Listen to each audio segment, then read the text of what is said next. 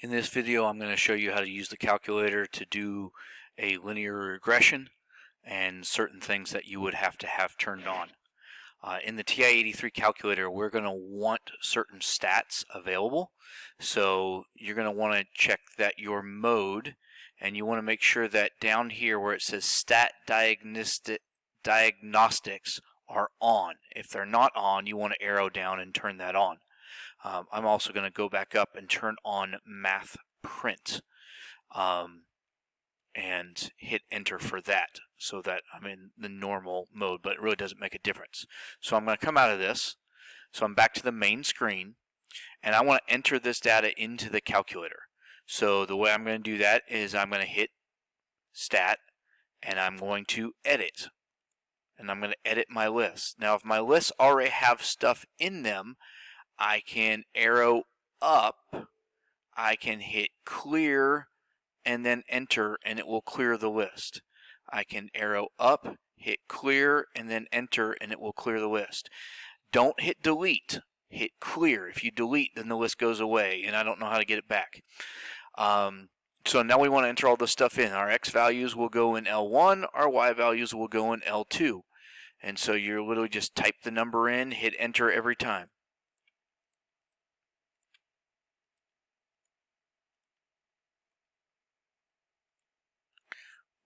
This list is fairly short. It's only got 6 terms. Then go over and put in the corresponding Y value.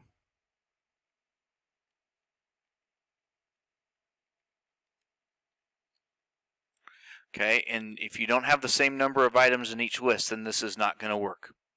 Okay, so we want to do stat diagnostics. So we are going to go back to our stat menu. First of all, I would quit out of this. So second in mode and quit out of this. And then we're going to go to stat. We're going to arrow over to calculate. And we want the linreg or the linreg, either number 4 or number 8. It really doesn't make a difference which one. We tend to know it as number 4, so I'm going to hit 4 or arrow down and hit enter. My thing, it's Stat Wizard is on. It's going to tell me list 1 is in L1, my Y list that's taking from L2. I don't need a frequency. Store the regression equation. We do want to do that. So we want to arrow down to this. We want it to put this regression equation into the Y equals thing so it will graph it and we don't have to calculate it in later. So the way we do that is when we get down to here, we're going to come to, I got to remember where it is, vars. That's variables. And we're going to come to Y variables. We're going to say function and Y1. So that was vars, Y vars, function, Y1.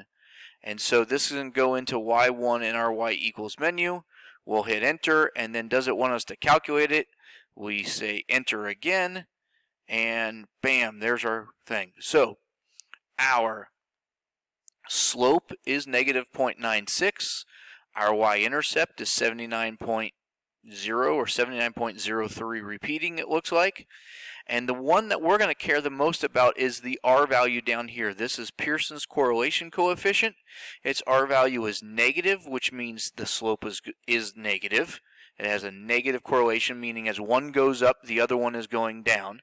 And you can see that in our stats. As the temperature is going up, the percentage of diseased leaves is definitely going down. And the closer you get to 1, the higher the correlation is. 0.99 is extremely close to 1, and so this is a really good linear regression. Okay?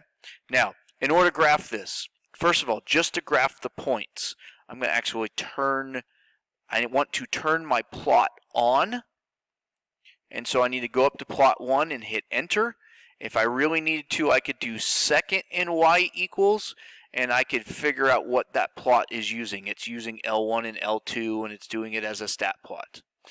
Anytime you want to graph these, you don't hit graph, you hit zoom, and then number 9, zoom stat. It will put the points in a window that's appropriate for the size or for the points that you've given it. So it's not going to start at 0 and go all the way up to 80. It's only basically going from 70 to 80. And then it's going from basically 0 up to over 12 here. Then it also graphed that linear regression line that we just came up with. And we can see how those points really are forming pretty much a straight line. There's a couple points that are slightly off, but that's why the regression wasn't a perfect -1, but it was -0.99, meaning that it's pretty darn close, but it's not perfect.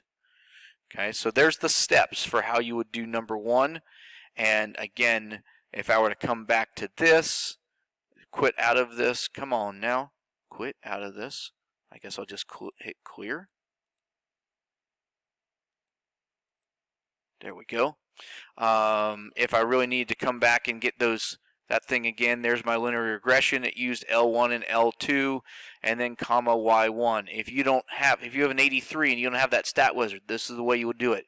Linear regression, then L1, which is the second function in number 1, then L2, which is the second function in number 2, and then the Y1, which again is vars, arrow to y vars, then the function, and then y1.